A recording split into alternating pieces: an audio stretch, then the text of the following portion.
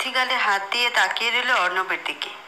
স্বামীর অধিকার ফলাতে তার যোগ্যতার প্রয়োজন হয় না, আর সেই স্ত্রী হয়েও একটু ভালোবাসা চাইলে তার যোগ্যতা নিয়ে প্রশ্ন তোলে। অর্ণবের এই কয়েকদিনের আচার ব্যবহারে মনে হয়েছিল প্রথম দিনের তুলনায় অনেকটা বদলে গেছে অর্ণব। বুকে চাপা কষ্ট নিয়ে একটা দীর্ঘশ্বাস নিল অর্থি। তার চোখ বেয়ে আবারও নোনা জল বেরিয়ে আসে। রাতের খাবার আর খাওয়া হয়নি, চুপচাপ শুয়ে আছে। তার ভাগ্য আর দুর্ভাগ্যের মাঝে পার্থক্য খুঁজে বেড়াচ্ছে। ঘুরে ফিরে উত্তরটা একই জায়গায় এসে থামে। সে কথা বলতে পারে না, এটাই তার অপরাধ। কিন্তু সবাই এটা কেন বুঝতে চায় না যে এর পেছনে তো তার কোনো হাত নেই, পুরোটাই সৃষ্টিকর্তার ইচ্ছে। এই একটা কারণেই সারা জীবন মানুষের মুখে এটা ওটা শুনে এখন বিয়ের পরও স্বামীর কাছে অপমানিত হচ্ছে। মেসেঞ্জারে একটা মেসেজের শব্দ আসতেই চোখ মুছে ফোনটা হাতে তুলে নিল সে। দেখে একটা অ্যাক্সিডেন্টের পিক। ছেলেটা সারা শরীর রক্তে ভিজে একাকার, আর একটু দূরেই তার বাইকটা পড়ে আছে। হুট করে ইসরাত এটা কার পিক পাঠালো বুঝতে পারছে না অর্থি, কারণ ছেলেটা উপর হয়ে পড়ে আছে, মুখ দেখা যাচ্ছে না। অর্থে একটা মেসেজ দিল। ছেলেটা কে? উপাস থেকে রিপ্লাই, প্রান্ত ভাই। মুহূর্তে একটা অজানা কারণে বুকের ভেতরটা ছেদ করে ওঠে। প্রান্তর জন্য তো তার এমন অনুভূতি হওয়ার কথা না, তবুও কেন এমন লাগছে সেটা তারও অজানা। এই তো কয়েক মাস আগের কথা। অর্থি যখন স্কুল লাইফ শেষ করে কলেজে ভর্তি হবে, তখন ফ্যামিলির ঘোর বিরোধিতা। এমন মেয়েকে বেশি পড়িয়ে লাভ কি? কিন্তু অর্থি চায় সে পড়বে। সব শেষে অর্থির ভাইয়া তাকে নিয়ে ভর্তি করায় কলেজে। সেদিনটা অর্থির কাছে খুব আনন্দের একটা দিন ছিল। এরপর শুরু হয় তার কলেজ লাইফ। বাড়ি থেকে বেশি দূরে ছিল না কলেজ, তাই পায়ে হেঁটেই যেত। গাড়ি করে গিয়ে বাড়তি খরচ বাড়াতে চাইতো না সে, কারণ তাকে এমনিতেই ফ্যামিলি বোঝা মনে করে। কয়েক মাস কাটতেই খেয়াল করে প্রতিদিন কে যেন তার জন্য রাস্তায় একটা চিরকুট আর একটা গোলাপ রেখে যায়, কিন্তু আশেপাশে তাকে কাউকে দেখতে পেত না সে। ধীরে ধীরে ব্যাপারটা অর্থের কাছেও ভালো লাগতে শুরু করে। 17 বছর বয়সী আবেগী মন। এভাবে প্রায় অনেক মাস প্রতিদিন তার জন্য এভাবে চিরকুট আর ফুল রেখে যেত। চিরকুটের শব্দে প্রকাশ পেত তাকে নিয়ে লেখা হাজারো অনুভূতি। কিন্তু অর্থি কিছু বলতো না, কারণ সে জানে তার সমস্যার কথা ছেলেটা জানলে কখনই তাকে এত ভালোবাসবে না। অনেক মাস পর চিঠির উত্তর দেয় অর্থি। আপনি কে তা আমি জানি না, তবে আপনাকে আমার কিছু বলার আছে। আপনি হয়তো জানেন না যে আমার মাঝে একটা বড় সমস্যা আছে, আর তা হলো আমি কথা বলতে পারি না। এখন আপনিই বলুন, আমার মতো একটা মেয়েকে ভালোবেসে আপনার লাভ কী হবে, যার মুখ থেকে আপনি কখনই ভালোবাসি শব্দটা শুনতে পাবেন না? সেদিন কাগজটা রেখে সেখান থেকে চলে গেল অর্থি। ভেবেছিল আজ থেকে আর কোনো চিরকুট আর ফুল রাস্তায় কেউ তার জন্য রেখে যাবে না। কিন্তু তার ধারণা ভুল প্রমাণ করে পরদিন আবারও একইভাবে চিরকুট আর ফুল পেল সে। যাকে আমি ভালোবাসি তার ব্যাপারে সব জেনেই আমি ভালোবাসি। আমার ভালোবাসাটা এতটা সস্তা নয় যে দিক দেখে কমে যাবে। আর মুখ ফুটে কখনো ভালোবাসি বলতে হবে না। চিরকুটের শব্দ বললেই আমি অমৃতে স্বাদ গ্রহণ করে নিব। কিন্তু তবুও কোনো উত্তর দিতে পারেনি অর্থি, ফ্যামিলির ভয়ে। এরপর আর উত্তরটা কখনো দেওয়া হয়নি। অর্থির বিয়ে ঠিক হয়ে যায় অর্ণবের সাথে। অর্থি ছোট্ট করে একটা শব্দ লিখে রাস্তায় রেখে আসে, সরি। বিয়ের 2 দিন আগে সরাসরি তার সামনে এসে দাঁড়ায় প্রান্ত। একটা চিরকুট তার দিকে এগিয়ে দিয়ে চোখের পানি মুছে চলে গেল সেখান থেকে। চিরকুটটা খুলে দেখল অর্থি। দোয়া করি সারা জীবন সুখে থাকো, আর যদিও কখনো তোমার সুখের জীবনে দুঃখের দিন নেমে আসে, ওই দিন স্মরণ করো আমায়, সব সময় আমাকে তোমার পাশে পাবে। কিন্তু আজ প্রান্তর অ্যাক্সিডেন্টে তার এত খারাপ লাগছে কেন? প্রান্ত তো তার কেউ না। অর্ণব তখনই বাসা থেকে বেরিয়ে গেল, এখনো ফিরে আসার খবর নেই। না জানি কোথায় গেছে। যতই খারাপ হোক স্বামীর জন্য মায়া তো হবেই। আজ ভাইয়ার সাথে অনেক দিন পর নিজের বাড়িতে এলো অর্থি। বাবা মাকে দেখে আজ যেন মনটা আনন্দে ভরে গেল। ভাবিকে দেখলো রান্নাঘরে রান্না করতে ব্যস্ত। অর্থির বিয়ে হয়ে যাওয়ার পর থেকেই সব কাজ একা একা করতে হয়। অর্ণি তো রান্নাঘরের কাছেও আসে না, অথচ বিয়ের আগে অর্থিকে দিয়েই সব করাতো। বাবার বাড়িতে 3 দিন থাকার অনুমতি আছে। অর্ণিকে নিয়ে বেরিয়ে গেল অর্থি। প্রান্তকে খুব দেখতে ইচ্ছে করছে তার। এখনও নাকি জ্ঞান ফিরেনি। ইসরাতের কাছ থেকে ঠিকানা নিল রাতে। এখন অর্ণিকে নিয়ে রওনা দিল সে। দূর থেকে একটু দেখে চলে আসবে। গরমে শরীর ঘেমে একাকার। একটা রিক্সা নিয়ে হসপিটালের উদ্দেশ্যে রওনা দিল অর্থি। রাস্তায় জ্যাম থাকায় গরমটা একটু বেশিই লাগছে আজ। হসপিটালে পৌঁছে ভাড়া মিটিয়ে দিয়ে ভেতরে চলে গেল তারা। প্রান্তর হাত পা ব্যান্ডেজ করা, অক্সিজেন মাস্ক লাগিয়ে বেডে শুয়ে রাখা হয়েছে তাকে। গ্লাসে এক হাত রেখে প্রান্তর দিকে চেয়ে আছে অর্থি। কিছুক্ষণ তাকিয়ে থেকে ওখান থেকে বের হয়ে গেল সে। অর্ণি বলল, প্রান্ত ভাইকে চেনো আপু? অর্ণির কথায় চুপচাপ মাথা নাড়ালো অর্থি, যার অর্থ সে চেনে। অর্থি চুপচাপ একটা রিকশায় অর্ণিকে নিয়ে উঠে গেল। কেন জানি আজ পূর্বের স্মৃতি খুব মনে পড়ছে। প্রান্তর চিঠিগুলো বারংবার চোখের সামনে ভেসে উঠছে। তার দেয়া শেষ চিরকুটটা আজ তার 2 কান জুড়ে বাজছে। দোয়া করি সারা জীবন সুখে থাকো। আর যদিও কখনো তোমার সুখের জীবনে দুঃখের দিন নেমে আসে, ওই দিন স্মরণ করো আমায়। সব সময় আমাকে তোমার পাশে পাবে। কিন্তু অর্থির সব কষ্ট একটা দীর্ঘশ্বাসের মাঝে উড়িয়ে দিল। প্রান্ত এখন মাত্রই পরপুরুষ।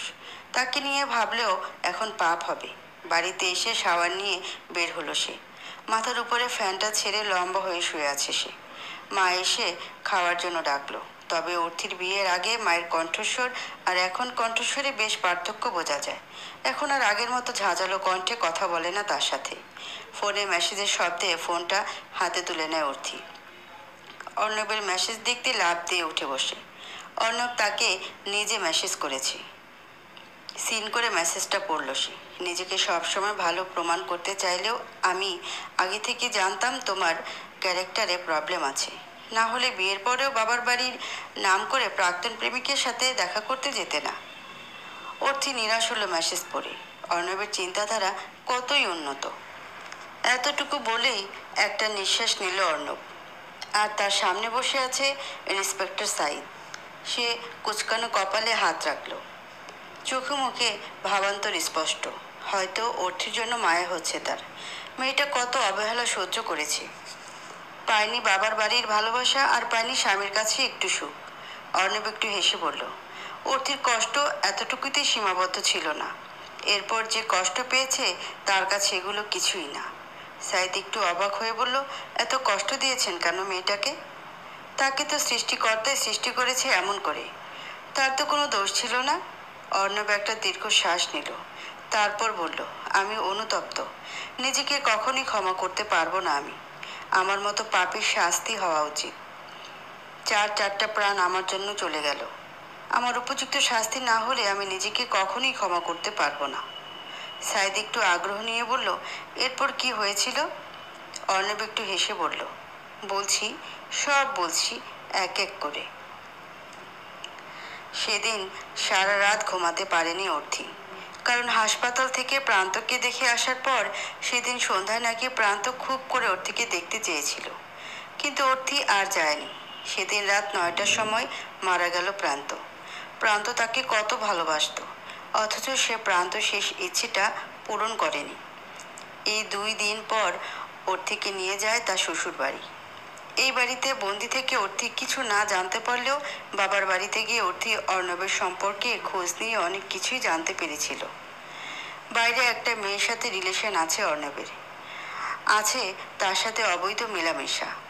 প্রথমে অর্থির বিশ্বাস না হলেও পরদিন অর্ণবকে ফলো করলো সে। দেখে একটা বাড়ির সামনে এসে গাড়ি থামলো অর্ণবের। তারপর একটা মেয়ে বেরিয়ে আসতে মেয়েটাকে নিয়ে বাড়ির ভেতর চলে গেল। অর্থি কিছুক্ষণ শকড হয়ে দাঁড়িয়ে থাকে ওখানে। কিছু বলার ভাষা নেই তার। তবুও এটা কি জাস্ট ফ্রেন্ডশিপ নাকি অন্য কিছু তা নিজেকে মানাতে পারছে না সে। তার বিশ্বাস অর্ণব এমনটা কখনোই করতে পারে না। এরপর শিউর হতে বাড়ির ভেতরে গেল অর্থি।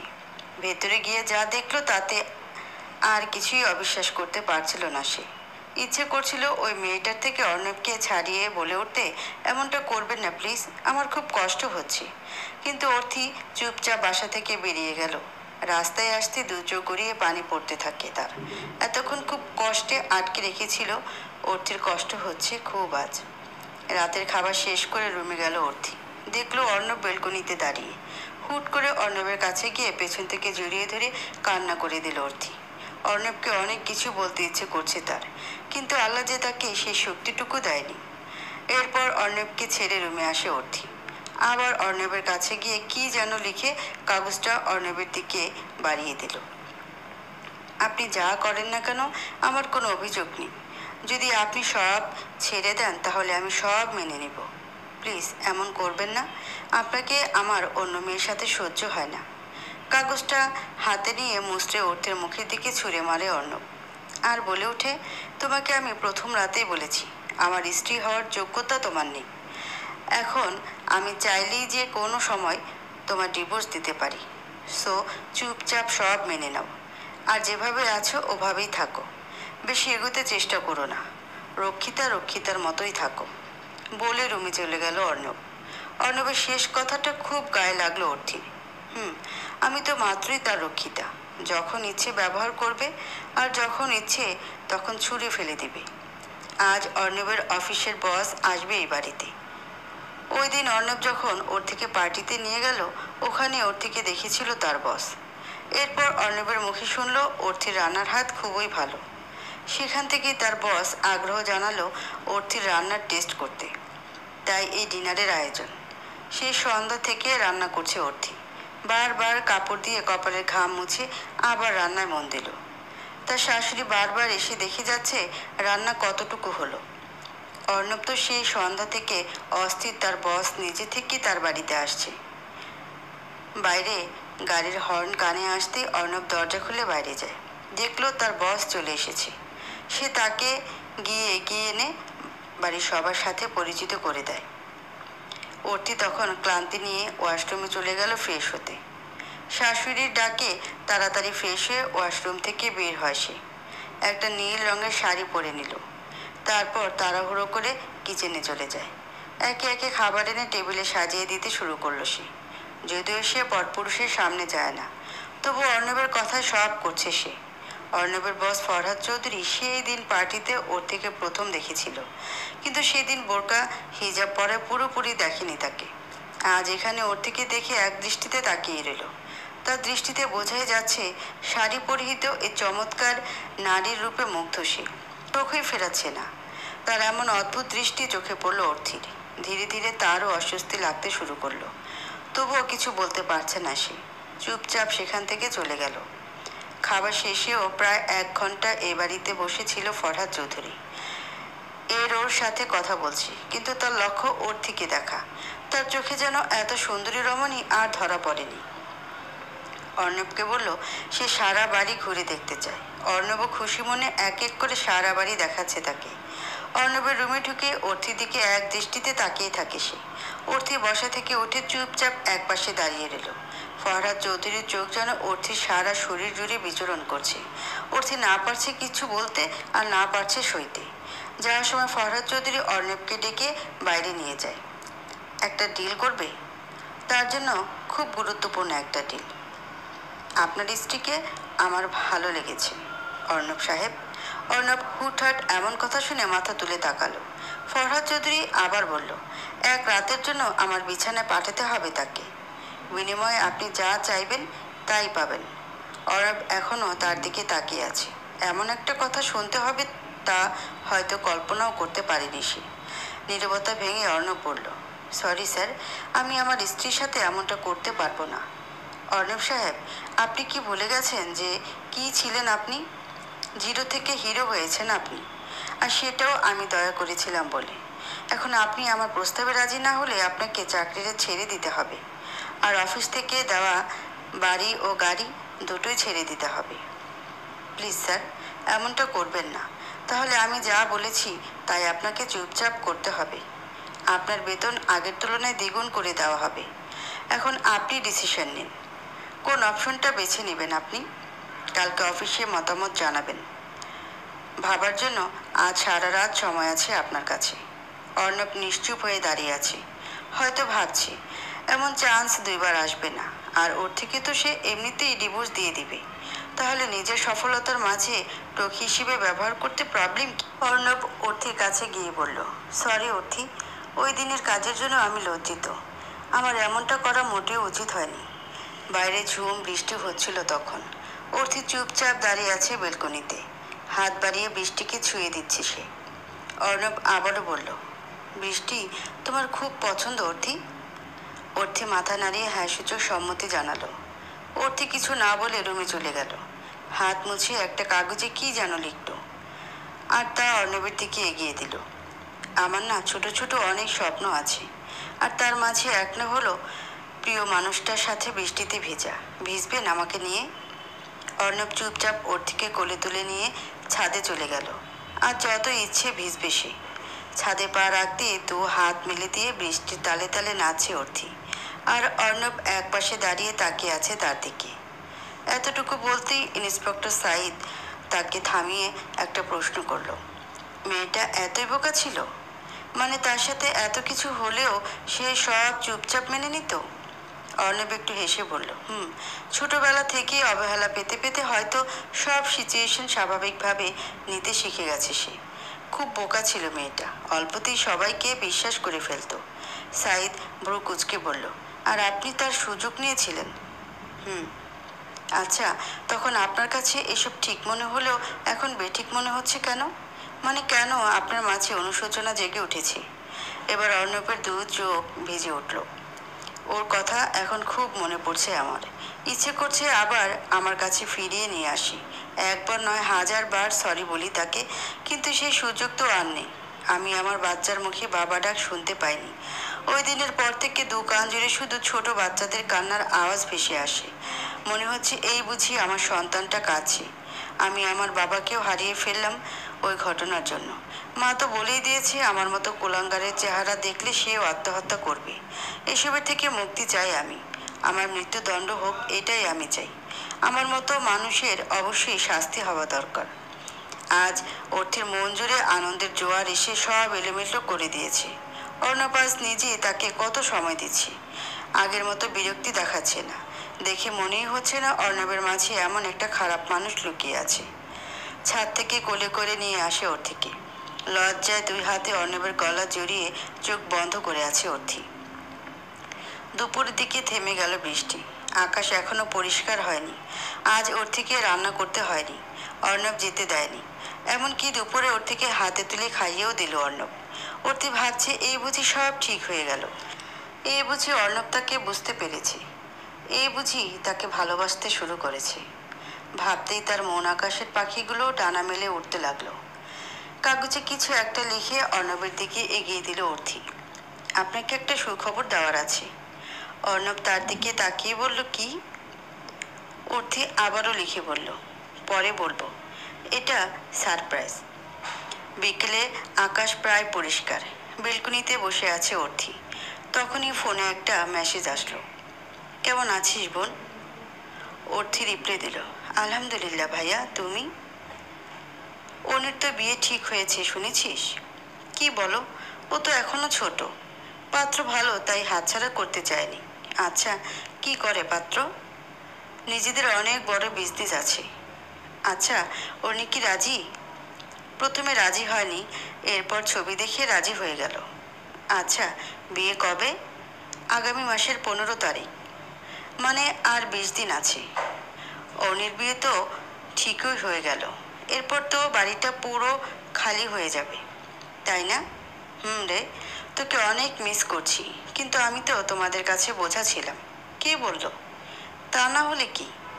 আমার বিয়ে হচ্ছিল না দেখে মা আমার হাতে বিষের বোতল এনে দিয়ে বলেছিল, এটা খেয়ে আমাকে মুক্তি দে। বোঝা না হলে কি এসব বলতো? ওসব নিয়ে এখনো ভাবিস? ওসব এখন অতীত, আর অতীত ভেবে কষ্ট পাওয়া ঠিক না। কিছু অতীত কখনো মন থেকে একেবারে মুছে ফেলা যায় না। তবুও ভুলে থাকতে চেষ্টা করি। ভালোই তো আছি। অর্ণব খুব ভালো ছেলে। সন্ধ্যায় অর্ণব একটা নীল শাড়ি এনে অর্থির হাতে দিল, আর বলল, এটা পরে নাও। রাতের বেলায় ঘুরতে বের হব আমরা। অর্থির বোকা মন খুশিতে হকচকিয়ে ওঠে। সে এক মুহূর্ত দেরি করলো না, সেজেগুজে একেবারে রেডি। অর্ণবের সাথে বের হলো সে। নীল শাড়ি আর হাতে নীল চুড়ি। একটু দূরে গিয়ে কিছু গোলাপ কিনে অর্থের হাতে দিল অর্ণব। অর্থি আজ খুব খুশি। খুশিতে রাস্তায় জড়িয়ে ধরলো অর্ণবকে। অর্ণব তাকে জড়িয়ে কানে কানে ফিসফিসিয়ে বলল, এটা রাস্তা, বাড়ি না। অর্থি লজ্জা পেল। হুটহাট এত কিছু পেয়ে হয়তো নিজের আবেগ কন্ট্রোল করতে পারেনি সে, তাই এমনটা করলো। এরপর অর্থিকে নিয়ে একটা বড় হোটেলে গেল সে। অর্থি চারদিকে চোখ বুলাচ্ছে। অর্ণব ওদের সাথে কি যেন বলছে তা সে বুঝতে পারছে না, কারণ সে হোটেলের সব দিকে তাকাচ্ছে। এরপর অর্ণব তাকে নিয়ে হাঁটা ধরলো। অর্থিও চুপচাপ চারদিকে চোখ বুলাতে বুলাতে অর্ণবের সাথে হাঁটতে লাগলো। এরপর একটা রুমে ঢুকে গেল তারা। অর্থির সাথে সবসময় কাগজ আর কলম থাকে। সে অর্ণবের দিকে একটা লেখা এগিয়ে দিল, আমরা কি আজ এখানেই থাকবো? কিন্তু অর্থির কথায় উত্তর দিল না অর্ণব। চুপচাপ দাঁড়িয়ে রইল। একটু পর ওয়াশরুম থেকে বেরিয়ে এলো একটা লোক। তাকে দেখে চক্ষু চড়ক গাছ অর্থির। এটা তো অর্ণবের অফিসের বস ফরহাদ চৌধুরী। অর্থি এবার অর্ণবের দিকে জিজ্ঞাসা দৃষ্টিতে তাকালো, যার অর্থ লোকটা এখানে কেন? অর্ণব সোজাসুজি ভাবেই বলল, আজ রাতটা ওর সাথে থাকতে হবে তোমাকে। এরপর সকালে এসে তোমায় নিয়ে যাব আমি। মুহূর্তে অর্থির মাথা যেন আকাশ ভেঙে পড়ল। এই মুহূর্তে কোথায় যাবে, কি করবে কিছু বুঝতে পারছে না সে। সে দ্রুত একটা লেখা লিখে অর্ণবকে দিল, প্লিজ আপনি আমায় মারুন, কাটুন, যাই করুন, প্রয়োজনে আমায় মেরে নদীতে ফেলে দিন, তবুও এত বড় পাপের মাঝে আমায় ছেড়ে যাবেন না। আপনি ছাড়া আর কাউকে আজ পর্যন্ত আমার হাতও স্পর্শ করতে দেয়নি, সেখানে আমি পারবো না। কিন্তু অর্ণবের মাঝে একটুও দয়া হলো না। ঠাস করে অর্থির গালে একটা থাপ্পড় দিয়ে বলল, যা বলছি চুপচাপ তাই করবি।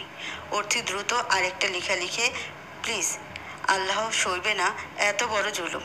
আমার জীবনে এত বড় পাপ জুড়ে দিবেন না আপনি। আপনার দুটো পায়ে ধরি আমি। এর মাঝেই ফরহাদ চৌধুরী তার কাছে এসে চুলগুলো ছুঁয়ে দিয়ে বলল, অর্ণব খুব মারে তাই না? ব্যাপার না, আজ দেখবে আমি খুব আদর করব তোমায়। না, এর আগে কখনোই পাওনি তুমি। অর্ণব কিছু বলছে না। চুপচাপ চলে যাওয়ার জন্য পা বাড়ালেই অর্থি ফ্লোরে পড়ে অর্ণবের পা জড়িয়ে ধরে হু হু করে কাঁদতে শুরু করে দেয়। কিন্তু তবুও মায়া হলো না অর্ণবের। অর্থিকে লাথি মেরে সরিয়ে রুম থেকে বেরিয়ে যায় সে। অর্থির ভাবি তখন দুপুরে রান্নার জন্য প্রস্তুতি নিচ্ছে। তখনই কলিং বেলের শব্দ কানে আসে। সে এগিয়ে গিয়ে দরজা খুলে দেখে বাইরে অর্থি দাঁড়িয়ে, চুপচাপ, মুখটা ফ্যাকাশে অন্যমনস্ক হয়ে দাঁড়িয়ে আছে। ভাবি একটু বিরক্তি ভাব নিয়ে বলল, হঠাৎ না জানিয়ে এলে যে? অর্থি কিছু বলছে না, চুপচাপ দাঁড়িয়ে আছে। এরপর চুপচাপ হেঁটে অর্থির রুমে চলে গেল। এখানে আগে সে আর অর্ণি থাকতো, এখন শুধু অর্ণি থাকে। ভাবি হা হয়ে অর্থের পেছন পেছন চলে গেল। বেশ কিছুক্ষণ আগে, তখন ভোরের পাখি ডাকছিল চারদিকে। অর্থিদের রুমের পাশের রুমই ছিল অর্ণব। অর্ণব এগিয়ে গিয়ে দরজায় টোকা দিল। একটু পর এসে দরজা খুলে ফরহাদ চৌধুরী, তার পরনে একটা শর্ট প্যান্ট। অর্ণব রুমে ঢুকে দেখে রুমের এক কোণে দুই হাঁটুতে মুখ গুজে বসে আছে অর্থি, তবে কাঁদছে না, চুপচাপ বসে আছে। অর্ণব গিয়ে অর্থিকে বাড়ি নিয়ে আসার জন্য তুলতে অর্থি অর্ণবের গালে ঠাস ঠাস দুটা চড় মেরে দেয়। অর্ণব কিছু বলল না। অর্ণব দ্রুত অর্থিকে নিয়ে বাসায় ফিরল, যেন বাবা কিছু জানতে না পারে। এর মাঝে রাস্তায় সোজাসুজিভাবে বলে দিল, যেন বাসায় কেউ এই ব্যাপারে কিছু জানতে না পারে। অর্ণব আজ অফিসে যায়নি, অর্থির পাশে আছে। অর্থি একটা বড় চিরকুট রেখে বেরিয়ে গেল বাড়ি থেকে। এরপর সোজা বাসায় চলে গেল। অর্ণব যেন এই দিনটার অপেক্ষা ছিল, কারণ অর্থির থেকে অনেক আগে ডিভোর্স পেপারে সাইন নিয়ে নিয়েছে সে। এখন সবাইকে বলবে অর্থি তাকে ডিভোর্স দিয়ে নিজে থেকেই চলে গেছে। ভাবি তার রুমে আসতেই অর্থি একটা কাগজ এগিয়ে দিল। কেন চলে এসেছি তা জানতে এসেছো তাই তো? আমি অর্ণবকে ডিভোর্স দিয়ে এসেছি, বুঝলে? ভাবি আর এক মুহূর্ত দাঁড়ালো না সেখানে। রুম থেকে বেরিয়ে সারা বাড়ি মাথায় তুলে নাচে। তার মা তো এসে তাকে অনেক কথা শুনিয়ে গেল। কত কষ্ট করে তোকে বিয়েটা দিয়েছি, আর ওই সংসারও টিকতে পারলি না। হায় রে কপালপুরি, আর কয়দিন পর আমার ছোট মেয়ের বিয়ে, তোর এই খবর ওরা জানলে বিয়েটা হবে, আর কত জালে মারবি আমাদের। বলেছিলাম না সব চুপচাপ সহ্য করে হলো ওখানে পড়ে থাকতে, কেন এলি এই বাড়িতে? হায় খোদা, কার সাথে আমি এত বকবক করছি? সারা দিনে কি এই বুবির মুখ দিয়ে একটু কথা বের হবে? যত সব ঝামেলা আমার কপালে এসে জুটে, বলে রুম থেকে বের হয়ে গেল তিনি। অর্থি চুপচাপ বসে আছে বিছানায়, তবে আজ একটুও কাঁদছে না। মানুষ কতটা আঘাত পেলে কাঁদতে পর্যন্ত ভুলে যায়। দুপুরেও ভাত নিয়ে রুমে ঢুকে অর্থির মা তখনও কত কথা শোনাচ্ছে। রাগে অর্থি খাবারের প্লেট আছাড় মারতেই তার টুকরো টুকরো হয়ে যায়, আর খাবারগুলো ছিটিয়ে পড়ে চারদিকে। আচমকা তার মা এসে একটা চর বসিয়ে দেয় তার গালে। তেজ দেখাস না, এত কিছু করে আবার গা দিয়ে তেজও বের হয়। একটু দূরে ছিটকে পড়ে সে, তবে সে কান্নার পরিবর্তে মায়ের দিকে চেয়ে হাসতে শুরু করলো। মুখে বিরক্তি নিয়ে রুম থেকে বেরিয়ে গেল তার মা। অর্থি এখনো হাসছে। বিকেলে আশেপাশে প্রতিবেশীরা তাকে দেখতে চলে এলো। স্বামীকে ডিভোর্স দিয়ে বাপের বাড়িতে চলে এসেছে এই খবর শোনার পর যেন তাকে সবাই এলিয়েন ভাবতে শুরু করেছে, অথবা চিড়িয়াখানার কোনো প্রাণী। এই খবর চলে গেল অর্ণির হবু শ্বশুর বাড়িতেও। তারা ফোন করে জানিয়ে দিয়েছে এই বাড়ির মেয়েকে তারা কিছুতেই বউ করে নিয়ে যাবে না। এই খবর শোনা মাত্রই অর্থির মা রুমে এসে একটা বেল্ট হাতে তুলে নিল। তারপর অর্থির রুমে গিয়ে দরজা বন্ধ করে ইচ্ছে মতো পিটালো তাকে।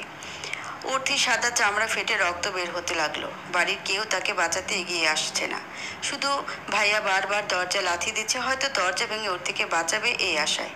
জায়গা জায়গা কেটে রক্ত বের হতে লাগলো অর্থির, কিন্তু অর্থি এখনো হাসছে, যেন এমন সিচুয়েশনে খুব মজা পাচ্ছে সে। ব্যথার ফ্লোরে লুটিয়ে পড়েও হাসছে সে। এতটুকু শুনেই সাইদ অর্ণবের হাত ধরে টেনে নিয়ে ভেতরে ঢুকিয়ে দেয়, আর চেঁচিয়ে বলল, আপনার জন্য এই জায়গাটি প্রাপ্য। অর্ণব হেসে বলল, আরও আছে, ওটা শুনবেন না? এই সত্যটা আমার বাবাও জেনে গেল। এরপর অর্থি প্রেগনেন্সি রিপোর্ট সে দেখে ফেলেছিল। এরপর সব মিটিয়ে সে হয়তো এটা নিতে না পেরে রাতেই ঘুমের মাঝে হার্ট অ্যাটাক করেছিল। আর প্রান্তকেও আমি মেরেছিলাম।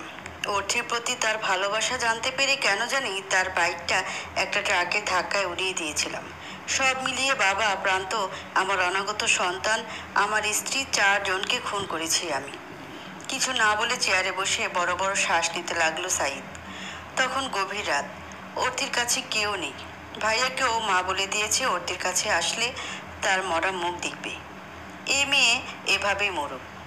আর অর্ণি তো নিজে থেকেই আসছে না, হয়তো খুব ঘৃণা করছে তাকে। ভর দিয়ে উঠে আস্তে আস্তে ওয়াশরুমে চলে যায় অর্থি। সারা শরীর ব্যথা করছে খুব। ওয়াশরুমে গিয়ে শরীরের রক্তগুলো ধুয়ে নিল সে। কাটা জায়গায় পানি পড়তেই তা জ্বলছে খুব, কিন্তু তাতে দাঁত চেপে সহ্য করে নিল অর্থি। বেরিয়ে কাপা হাতে একটা লেখা লিখল, আমাকে কখনোই একটু বুঝতে চাওনি তোমরা, সব সময় দূর দূর করেছ, কারণ আমি বোবা, যা তোমাদের সম্মানে লাগে। কিন্তু আমাকে তো সৃষ্টিকর্তা এমন করে বানিয়েছে, তাই না? সৃষ্টিকর্তা খুব সুন্দর জান্নাত বানিয়ে রেখেছে তার বান্দাদের জন্য। আমারও খুব ইচ্ছে ছিল সেই জান্নাতে যাওয়ার। কখনো এক ওয়াক্ত নামাজ বাদ দিতাম না। শুনেছি সুইসাইড করা মানুষরা নাকি চির জাহান্নামী। এখন হয়তো বলবে আমি সব জেনেও কেন সুইসাইড করেছি। তার উত্তর আমি দেব না, শুধু এতটুকুই বলতে চাই, আমার জায়গায় তোমরা হলে এতটুকু পর্যন্ত টিকে থাকতে পারতে না। আমি খুব জোর করে নিজের সাথে যুদ্ধ করে এতদিন বেঁচেছিলাম, কিন্তু এখন সেই শক্তিটুকু আর নেই। যাই হোক, আর তোমাদের বোঝা হয়ে থাকবো না, তোমাদের মুক্তি দিয়ে গেলাম, ভালো থেকো তোমরা। আর সুইসাইড নোট হিসেবেও ছোট্ট একটা লেখা রেখে গেল, আমার সুইসাইডের জন্য কেউ দায়ী নয়। এই অভিশপ্ত জীবন নিয়ে আমি আর বাঁচতে চাই না, তাই নিজে থেকে চলে যাচ্ছি সকল প্রিয়জনকে ছেড়ে। পরদিন সকালে ফ্যানের সাথে ঝুলন্ত অবস্থায় অর্থিকে পায় সকলে। নিথর দেহটা নামিয়ে তার পাশে বসে তার ভাই বলল, আমি তোকে বাঁচাতে পারিনি বোন, আমায় ক্ষমা করে দিস। আমার কাছে মায়ের আদেশ বড় নাকি তুই, এটা ভাবতে ভাবতে সারা রাত পার হয়ে গেল। আমায় ক্ষমা করে দিস বোন। অর্থির সুইসাইডের কথা শুনে অর্ণব রুমে রাখা চিরকুটটা হাতে নিল, যা অর্থি রেখে গিয়েছিল। দেখে 2 পৃষ্ঠে অনেক বড় লেখা। খুব জানতে ইচ্ছে করছে অর্থি শেষ চিরকুটের শব্দে কি লিখে গেছে। আপনাকে কিছু বলার নেই আমার, কারণ বলার ভাষা হারিয়ে ফেলেছি। জানেন, আমার শৈশবটা কেটেছে খুব বাজেভাবে। আমার কোনো বন্ধু বান্ধব ছিল না। চুপচাপ ঘরের মাঝে বসে থাকতাম সারাদিন। কেউ আমার সাথে কখনো মিশতো না। খুব ছোট থেকেই ফ্যামিলি, আত্মীয় স্বজনদের মুখে এটা সেটা শুনতে শুনতে বড় হয়েছি। খুব কাঁদতাম আমি। এরপর আস্তে আস্তে সব মানিয়ে নিতাম। একজন সাধারণ মানুষ যখন কষ্ট পায় আর তা কারো সাথে যখন শেয়ার করে, তখন কষ্টটা কিছুটা হলেও কমে যায়। কিন্তু আমি ছোট থেকে যত কষ্টই পেতাম তা কখনো কারো সাথে শেয়ার করতে পারতাম না। তখন আরো বেশি কষ্ট হতো আমার। আশেপাশের মানুষদের দিকে তাকিয়ে থাকতাম সব সময়। কত সুন্দর করে কথা বলে সবাই। তখন ভাবতাম, ইস, আমিও যদি ওদের মতো কথা বলতে পারতাম। জানেন, আমি সব সময় ভাবতাম, আমাকে যে যাই বলুক, এমন কেউ আমার জীবনে আসবে যে আমায় বুঝবে, অন্যদের মতো খোঁচা দিয়ে কথা বলবে না। আমি তার সাথে চিরকুটি শব্দে কথা বলবো। সে আমায় ভালোবাসবে, খুব ভালোবাসবে। প্রান্ত নামের এমন একজনকে আমি পেয়েও হারিয়ে ফেলেছি। শুধু ফ্যামিলির দিকে তাকিয়ে কাউকে কিছু বলতে পারিনি। এরপর যখন আপনার সাথে বিয়ে হলো, তখন ভাবলাম, যা হওয়ার তা তো হয়েই গেছে। এখন আমার স্বামীকেই আমি মন প্রাণ দিয়ে ভালোবাসবো। আপনাকে খুব ভালোবাসতাম আমি, কিন্তু কখনো তা মুখ ফুটে আপনাকে বলতে পারিনি। কারণ সৃষ্টিকর্তা আমাকে শেষ শক্তিটুকু দেননি। মাঝে মাঝে কল্পনা করতাম, যদি কখনো সৃষ্টিকর্তা আমাকে 1 মিনিটের জন্য হলেও কথা বলার সুযোগটা দিত, তাহলে আমি আপনাকে জড়িয়ে ধরে খুব চিৎকার করে বলতাম, আমি আপনাকে ভালোবাসি। কিন্তু আমার সব চিন্তাই ছিল একটা দীর্ঘশ্বাস। গতকাল আপনাকে একটা সুখবর দিব বলেছিলাম না, এখন বলি। আপনি বাবা হতে চলেছিলেন। জানি না এখন আপনার প্রতিক্রিয়া কী হবে, তবে আমি আমার বাচ্চাকে সাথে নিয়ে অনেক দূরে চলে যাব। কারণ এই স্বার্থপর দুনিয়ায় এমন মানুষরূপী পশুদের হাতে আমি আমার সন্তানকে রেখে যেতে চাই না। আচ্ছা, আপনি কি আমায় একটুও বুঝতে পারেননি? ও, বুঝবেন কিভাবে, যেখানে নিজের ফ্যামিলির মানুষই আমাকে সব সময় মুখের কথায় লাথি উষ্টা মারত। আমি ছোট থেকে এমন লাথি উষ্টা খেয়ে বড় হয়েছি। ভেবেছিলাম সবার জীবনেই তো কষ্টের পর সুখ আসে, তেমন আমারও আসবে। কিন্তু তা আর হলো কই। আমি সুখকে ছুঁতে গেলে তা দুঃখে পরিণত হয়। আমি আসলে মানুষ না, রাস্তার কোনো ঘৃণিত পশু। সবার ব্যবহারে নিজেকে তাই মনে হয় আমার। যাই হোক, আপনাকে মুক্তি দিয়ে দিলাম। ঈশিতাকে বিয়ে করে নেবেন কেমন? ওই মেয়েটার সাথে এমন করবেন না, ভালো থাকবেন। আমি নামক পশুটা আর কখনো আপনাদের সামনে দাঁড়াবে না, আর কারো মুখ কালো করার কারণ হবে না। ভালো থাকবেন সকলে।